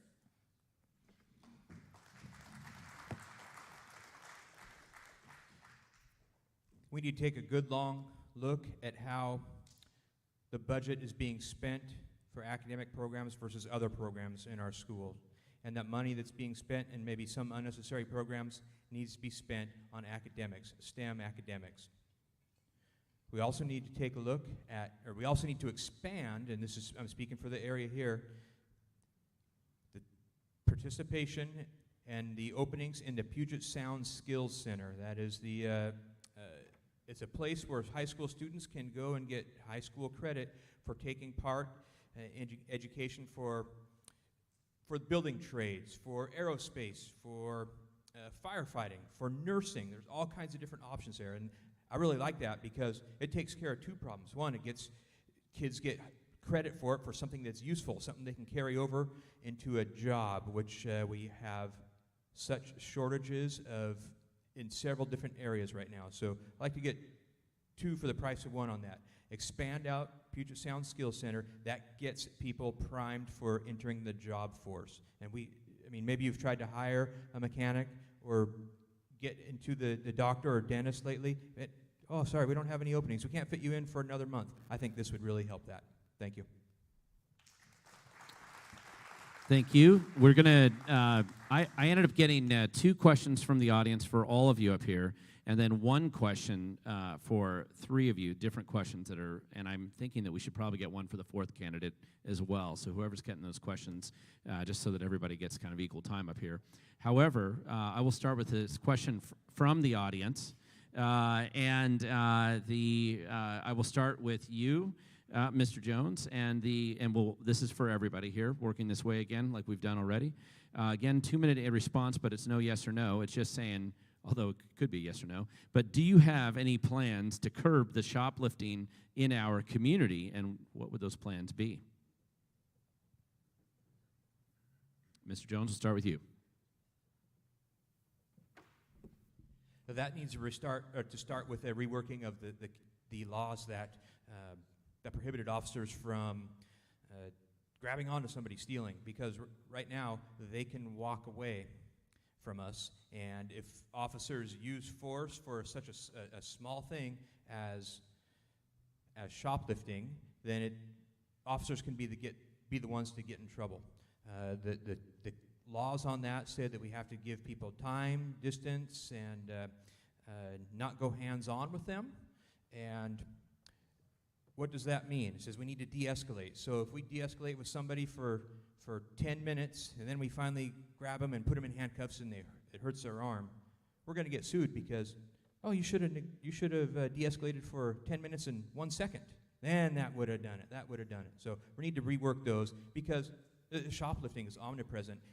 So it's something that officers run across every day, and that'd be a good one. There's officers around the region here who, newer ones who've only been on the job for 2 years, and this is all they know. The laws like this are all they know, and they don't necessarily know how to be proactive or how to prevent things like that or how to talk their way out of it, because right now they're just waving bye-bye and letting them go, and we all feel it when we go to buy things with the increased prices now. So let's get them back, rework those laws, and so that we can start taking some action on those.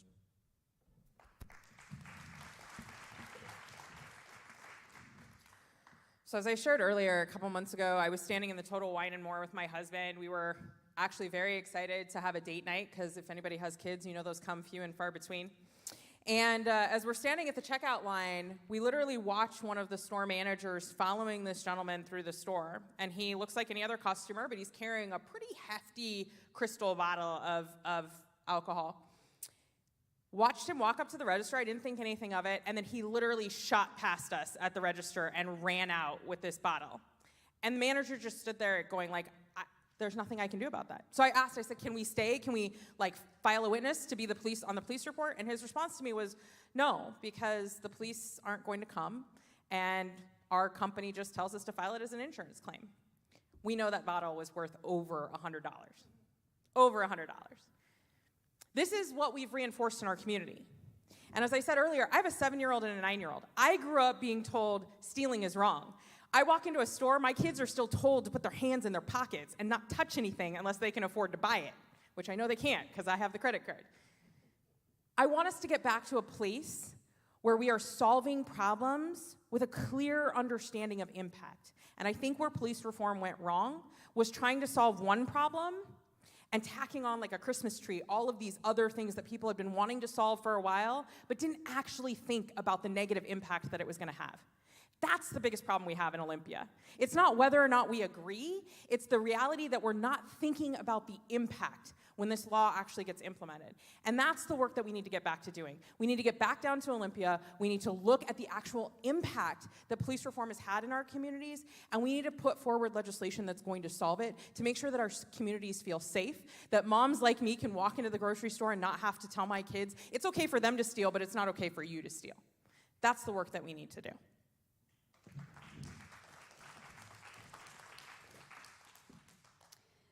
I feel like the sad reality is that almost everybody in this room is going to have some sort of a shoplifting story or some shoplifting experience. I myself, when I was in law school, you got to pay the bills. I worked at Nordstrom Rack.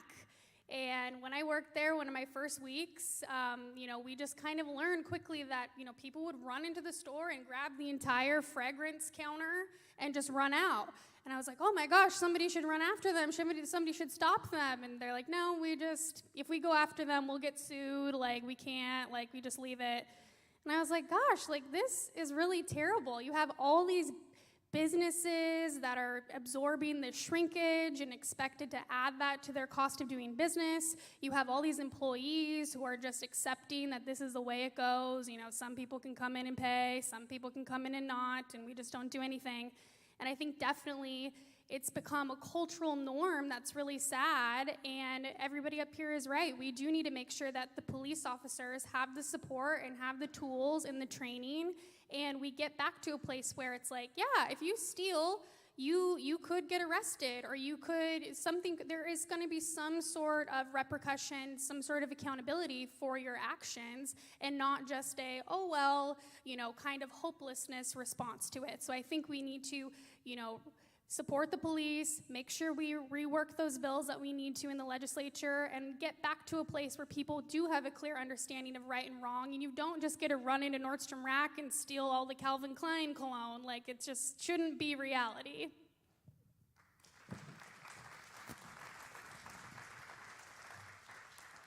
Well, I'm pleased to say that I received a letter today that said I was endorsed by the Washington Retail Association.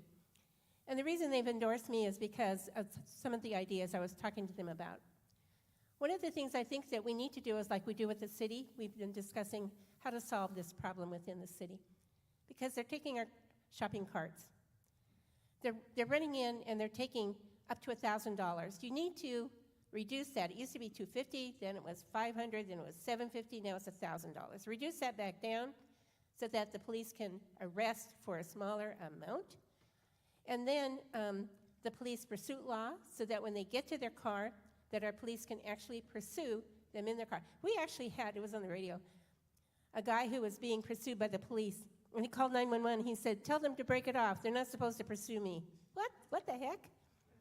And I think that the legislators in Olympia, when they were passing some of these laws, they were more worried about the criminal, knowing that a felony would follow the criminal, the person, the rest of their lives. And then they wouldn't be able to get apartments, they wouldn't be able to get credit, they wouldn't think things would happen for them.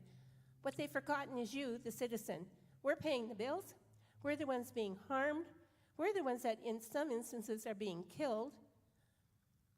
So we need to change those laws, we need to make it. I think we need a task force in Olympia to talk with our retail folks and say, how do we solve this problem? Because some people are okay with the grocery carts being taken, others are not. We need to discuss how to solve the problem, how to pursue, and what to do with the criminal once they're caught. So it's not an easy thing, but it's something we can solve. And one other thing we need to look at is how many of the stores in our community have broken windows. The broken window effect, that's something we need to fix right away, because that shows the criminal that they can go ahead and smash a window and try to steal. So those are all mixed together, but I think we need a task force in Olympia to address it. Thank you. All right, and this will probably be the last question for everybody here to answer, unless we're super efficient. And this question from the audience is, do you believe tax dollars should follow the student? And that's the main part of the question, with a little bit of commentary here, especially now, given the politicization of our curriculum and abuse of power. So, Linda, I think we'll start with you again. We'll work back down the table. Yes. We are at Emmett. We have a lot of folks in our community from different cultures. We have 12% Asian. Most of that is Korean. We have a growing Ukrainian population. We have Hispanics. Many of them are Catholic.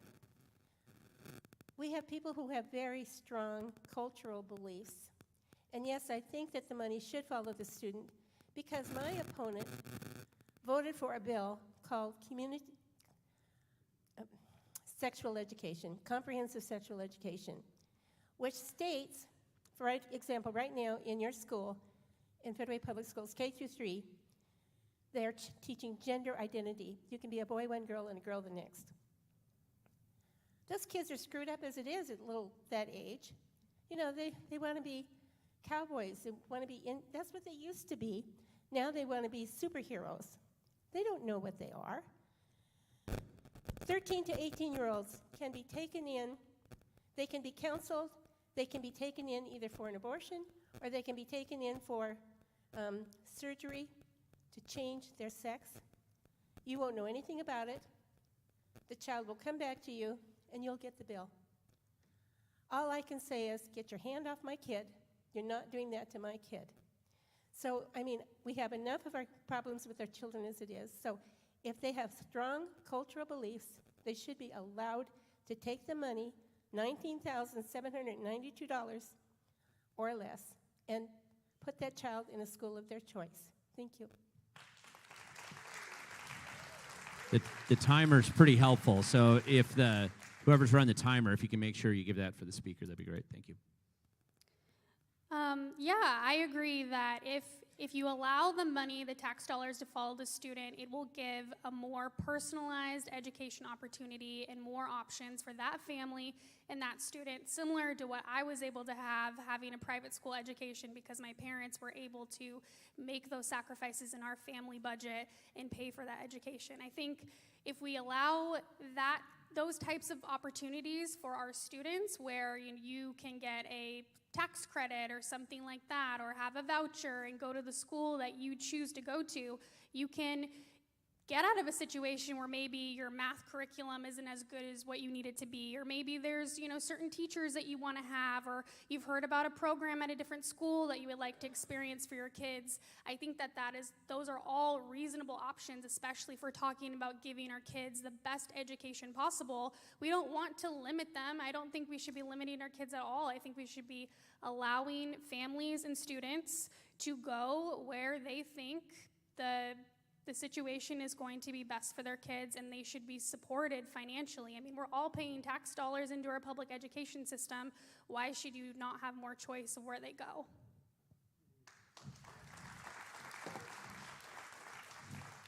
So let's see how wonky I can get in 2 minutes, because it sounds great in theory to have dollars follow your kids, but let's be real.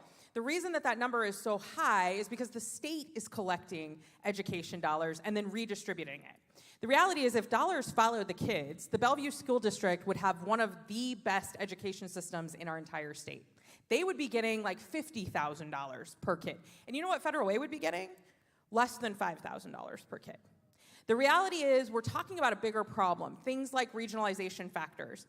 For those of you that may not remember, McCleary said that it was going to solve our problem, but the reality is teachers in Federal Way are making 12%, while teachers in Auburn are making 15%. Kids are not actually getting an equal education because every student has been allocated $19,000 the same way. We are paying less into the tax system because we have a property poor district than places like Bellevue or Medina or other places north.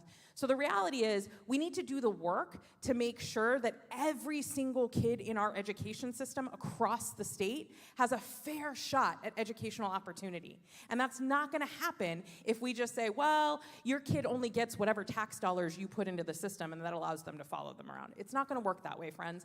So I get it. I'm coming to a forum where I am not the popular voice in the room, and that's okay. But I'm not going to sit here and lie to you either. As somebody who's sat and worked on education for the last 5 years, we have to do the work to make sure that Federal Way is getting a fair shot, and it's not getting a fair shot as a property poor district. We've got to do the work to equalize regionalization here. We've got to make sure that our property values are actually getting what our students are worth here, and making sure that that resource gets into the hands of our kids.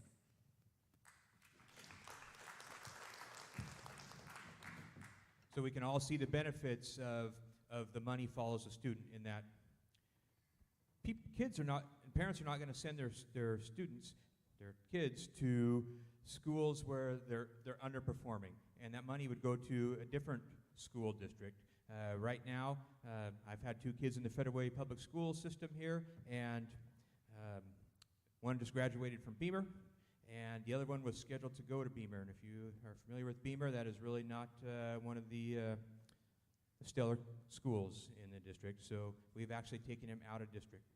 So I guess you know where I stand then on that, but the positive part of that is if we have the legislation that says the money follows the student, then the schools that are performing well and doing what we wanted, they're going to get the funding they need. But that's also, that could be a negative in that the schools that are underperforming, they're not going to have the money, but it's going to create this desire. It's going to create this hole that's going to encourage them to get better, to be a better performing school, even if it's only one academic subject at a time. But that can compel, it might be hard, but they can compel that they're going to get better. They'd be compelled to get better. Thank you. Okay, now I have 3 questions. Each one's been from the audience, and they're to individual candidates just for that candidate to answer. And Ashley, you were left out of this list, so I'm going to have to throw one at you myself. But for now, I'm going to go with what the audience... Yeah. So what the audiences have answered. And Casey, since you're there, I'll follow true to form and give you the first question. And the question is, what are you going to do differently in Olympia so that we can see changes? Yeah, I've spoken about this before. Clearly, I'm going to start with the drug things. One, because so many people are dying from it. 2, is because the opioid or drug-involved people, they're the ones out doing the shoplifting that we talked about. They're doing the catalytic converter thefts. They're doing a lot of the violent crime. So that's going to be one of my first things. Get the drug laws back where we can get people the help they need, because they're not going to self-treat. People are not going to self-treat with opioid disorder. So we need to get them into the system. All right. So, Christine, this question is directed towards you here, and this says, from the audience, you did not fill your term the last time we elected you. What is your commitment to fulfill your term now? That's a great question. For anybody in the room who doesn't know where that question's coming from, I left my second term in office to run for Congress because I thought that we needed more pragmatic leaders in DC as much as we need thoughtful leaders here in Washington. And at the time, I thought we have a community bench of leaders here. We did not necessarily have a community bench of people thinking about going to DC. Let me be clear. Losing a congressional campaign was the best thing that could have happened to me for 2 very specific reasons. 1, when you are forced to run in a Democratic primary within your own party, you figure out really quickly how the system actually works in party politics. And 2, what it taught me wasn't that I was leaving Federal Way. There was never an intention to leave you all behind. It was, how do I take the values of common sense solutions and problem solving to DC, where, quite frankly, it is a hot, hot mess. I lost, and I get the opportunity to come back and ask folks for their support. And trust me, that is the conversation I have to have with every member is, if I have broken your trust, how do I earn your trust back? To make sure that you understand that knowing what I know now, I've learned a lot. And I think everybody assumes you win an election and you automatically know how to govern. Like, there's no professional classes, friends, on how to be a good public servant. I've learned a ton. I want the opportunity to go back and take what I have learned about how the system actually works and now do better to make sure that I'm actually living my values of putting the people of this community first in our government, to make sure that our democracy is actually working best for the residents of South King County and our community. And that's all I can say about that. And ultimately, votes will decide whether or not that is something people trust me to do or not. All right, Ashley, I'm going to take one of the questions that we weren't able to get to here, and I'm going to throw it your way. And this one has to do with community policing. Community policing is a term that is being used a lot lately regarding the police reform issues. And what exactly do you think community policing means, and do you agree with that approach? So I think practically what community policing literally means right now, here and now, is vigilante policing, where we are forced to take police matters into our own hands because we know we're not going to have the response from the police officers who have had their hands tied by the bills in the legislature. I think what the intention behind community policing is to work with different members of the community to have the officers integrate into the community and have a good relationship where they know people and they know the business owners and things like that. I think it allows the opportunity to have mental health professionals and behavioral health professionals, and I think maybe years down the road in a utopian society, that is a really great plan, but I think practically you can't expect people who are mental health professionals or behavioral health professionals to just come in and take the positions of police officers. I think maybe there's a time and a place for those individuals to be engaged and to be brought to the table, and maybe that's how it's going to look. Maybe you have a task force where you have a panel of mental health professionals or a panel of psychologists or what have you that say, hey, like, if you're an officer out there, I understand that you have these tools and this way of doing things, but just from my perspective and my profession, maybe you could do this thing or have this tactic, or this would really help in situations where someone is suicidal or having a mental health crisis, but doesn't ultimately replace a mental health professional with a police officer, because ultimately there are situations, even in a deep mental health crisis, where you might need to have the expertise of a police officer. And so I think the idea of community policing in, the great way we're going to just take out police officers and replace them with other things, it's just practically not going to work.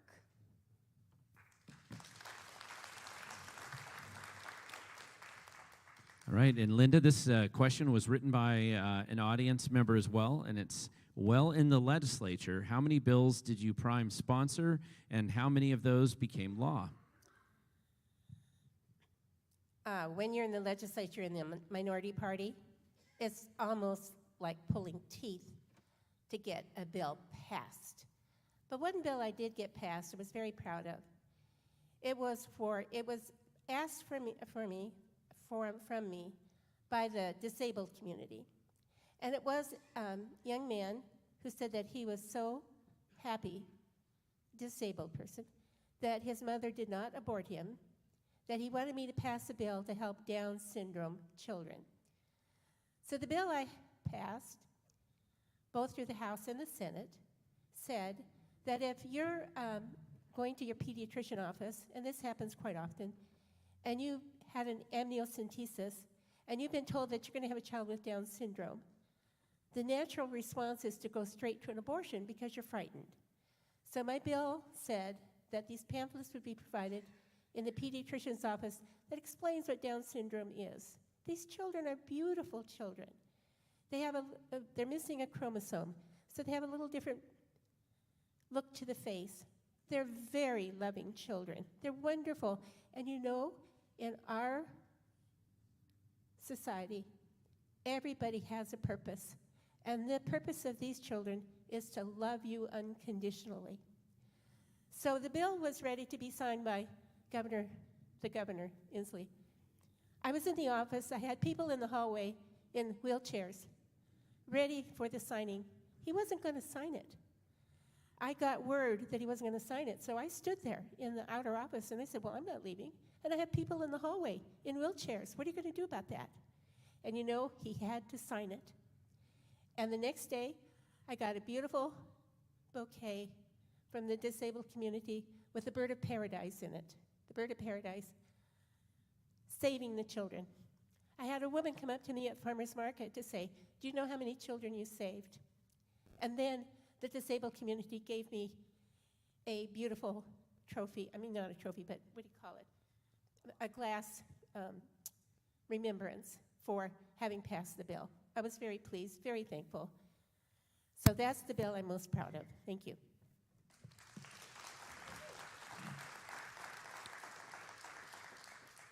So I'm always worried when I'm doing one of these candidate forums, just because my job is just to keep keep everybody on time. You guys did great, staying on time with the answering the questions. And thank you for the questions from the audience. And we had on the schedule, we said we were going to dismiss by 8:30, and we're actually just a couple minutes early.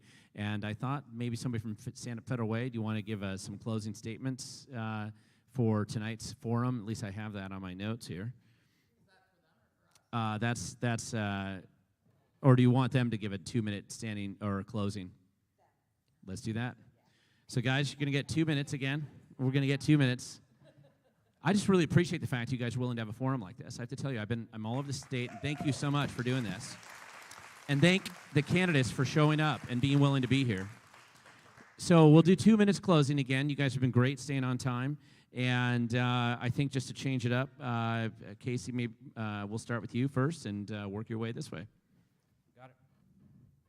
So as a 28-year law enforcement member, I've met with community members, talked to businesses and visitors, customers, a lot about crime, just because it's my job, and outdoor belling, though, too. So I hear about people talking about vandalism and theft and drugs and even violence that people are experiencing. So how many times can a business have their window smashed out by the same person over and over? And they have to file an insurance claim. How long before their policy's canceled? How long can a business afford to have people camped out on their front doorsteps and there's syringes and everywhere? And human waste all over the stairs. So yeah, how many customers want to step over that? None. So I'm going to work to repeal and replace a lot of the bad legislation, especially as it relates to drugs. I've said that over and over tonight, so I got some kind of sounding like a broken record, but again, it's one of the main things, because like I said earlier, the public safety is the bedrock of strong businesses and happy families, safe schools. So again, that's what I know about, because being in law enforcement for 28 years, and it sounds like a broken record, but it means so much to the community. It means so much to me. Thank you.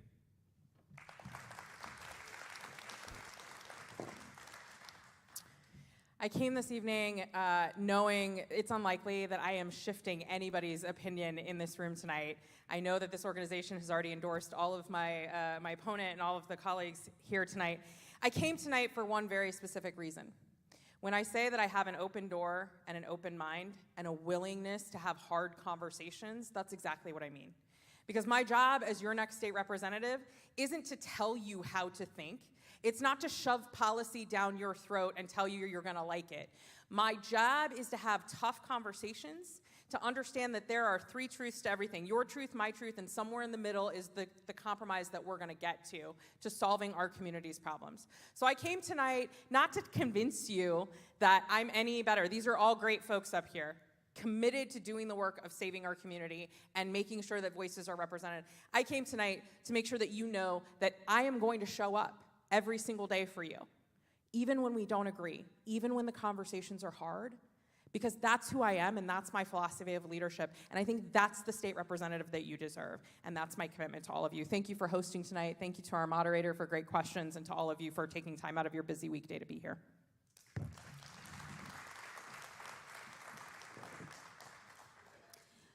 Well, first and foremost, I really want to say thank you to Stand Up Federal Way. I am so encouraged by this community and these people who are giving hours of their day, time away from their families, to really fight for a better Federal Way, for a better 30th District.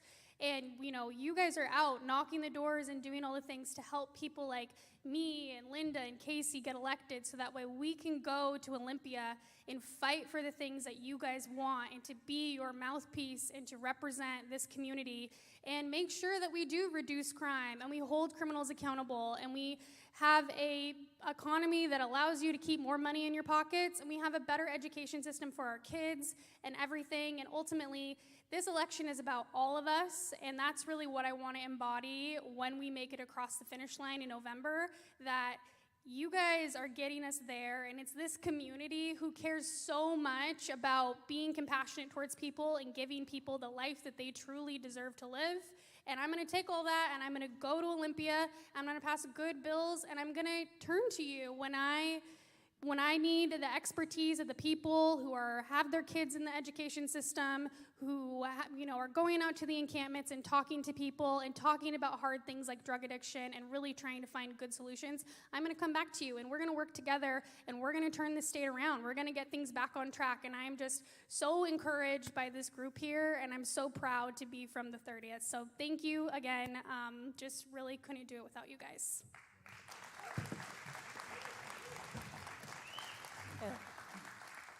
So thank you, Stand Up Federal Way, for all of the effort that you put into this evening, for all of the work that you've been doing out on the campaign trail, and for the wonderful ideas and the meetings that you've been having.